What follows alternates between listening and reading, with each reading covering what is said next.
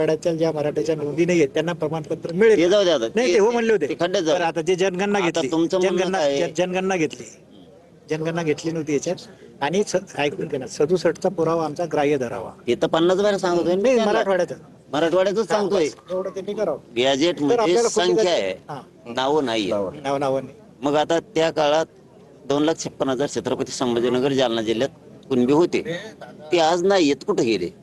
तर मग हे जे मराठी होते त्या काळात 2,56,000 कुणबी म्हणून, ते आता मराठा म्हणून आहेत. हा.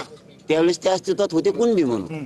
पण मधल्या काळात काय झालं काय माहित नाही. मग ते धरायचं कसं आता? तर 2,56,000 जेवढे कुणबी आहेत तेवढ्याला द्या म्हणणं नाही आमचं त्या काळातल्या संख्येप्रमाणे. आता ते 11 लाख झाले मराठा, तेवढेच द्या. पण ते धरायचे कसे? मग त्याला पर्याय करावा लागेल आपल्याला. ज्याच्याकडे 1967 खासरा असेल बरोबर म्हणता. त्यालाच देता येईल. रहिवास बरोबर. धरलं आपण मान्य केलं ना. मग काय रहिवास पुरावा राहील. नाही 67चा खासदाराप्रमाणे पत्रकाप्रमाणे बोललेलं ते. आपण बोलू मग Affidavit आहे. थांबा ना तुम्ही. नवीन जो आपण पार्टी एसओपी करून दिला ना त्यामुळे धरलं ना आपण ते.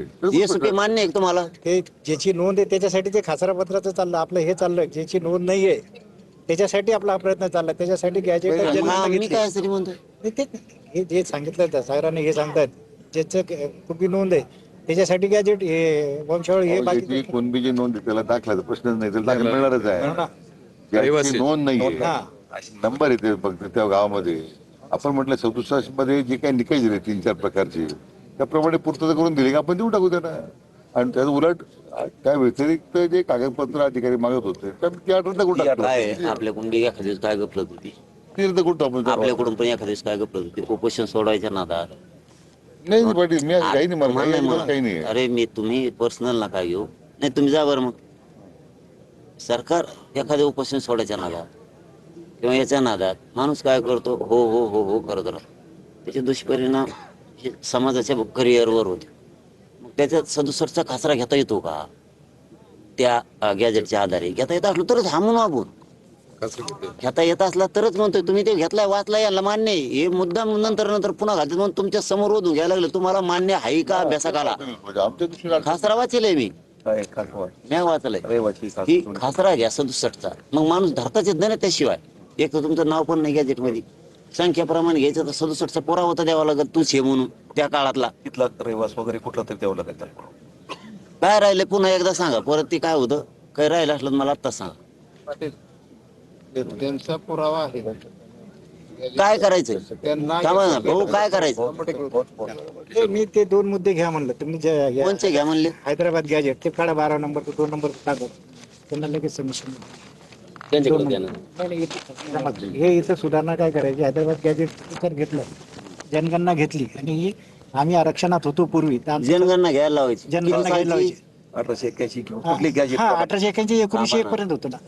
1901 पर्यंत जनगणना घेतली. सगळ्या घ्यायला लावायच्यात का फक्त 1921 ची घ्यायला लावायची? 1 ची बी घेतली, 81 ची बी घेतली. त्यात कुंभी आपण सगळे 1901 घ्यायची, 1901 ची एक घ्यायची. हा 1881 ते 1901 आलं. 81 ते 1 3-4 आहे त्याच्यात. हो मला कळत नाही त्या लोकांचं. तुम्ही आता नवीन मुद्दा का उपस्थित करताय? मग शिकवाविषयी बोललाच नाही माझ्या बरोबर. 67च्या आधीचा मुद्दा बोललोच नाही आपण. तुम्ही चर्चा करताना तुम्ही मुद्दे मांडत नाही, इथे वेगळे मुद्दे मांडता. मला म्हणजे तुझं बोल वाटली मी कारण मला नाही म्हणलं मी पुन्हा बोलून घेतलं ना. पुन्हा या शिकायचं तुझं होतं ना मग. गपलत नंतर काय होते मी पण तेच करतो. मी अभ्यासकांना विचारल्याशिवाय थांबा 1 मिनिट थांबलो का नाही? थांबा ना. मी सुद्धा अभ्यासकांशी चर्चा केली, यांना सन्मान दिल्याशिवाय मी आतापर्यंत आंदोलन केलेलं नाही. मी गरीबाचा पोरगा आहे, फक्त इमानदारीने लढतो एवढंच. मी शपथ सांगतो तुम्हाला, मी सकाळी पिलेलं पाणी उपोषणाच्या आधी पाणी पिण्याचा अधिकार आहे, त्याच्यानंतर नाही. ते आत्ता सगळं उलटवलं इथं आत्ता ह्या टायमाला. मी इमानदारीने लढतो पण नंतर अभ्यासक मला टायमाला हो म्हणते आणि नंतर कोणाचं तरी ऐकत येत आणि ते म्हणजे नाही हे आम्ही तिथं म्हणलो होतं हे करा पण आमचं ऐकूनच घेतात. मी आल्या बरोबर विचारले तुम्हाला सगळ्याला, साक्षीदार आहे तुम्ही. तुम्हाला सगळं तुमची चर्चा सविस्तर होऊन सगळ्या गोष्टी घेतो म्हणले का? तुम्ही सगळे हा म्हणला.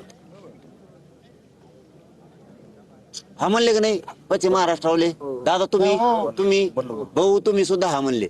आता पुन्हा हे राहिलं ते राहिलं आता म्हणायला म्हणजे मला काय म्हणायचं आणखीन सांगा काय राहिले. बस का नाराज नाही तुमच्यावर मी, पण पुन्हा म्हणू नका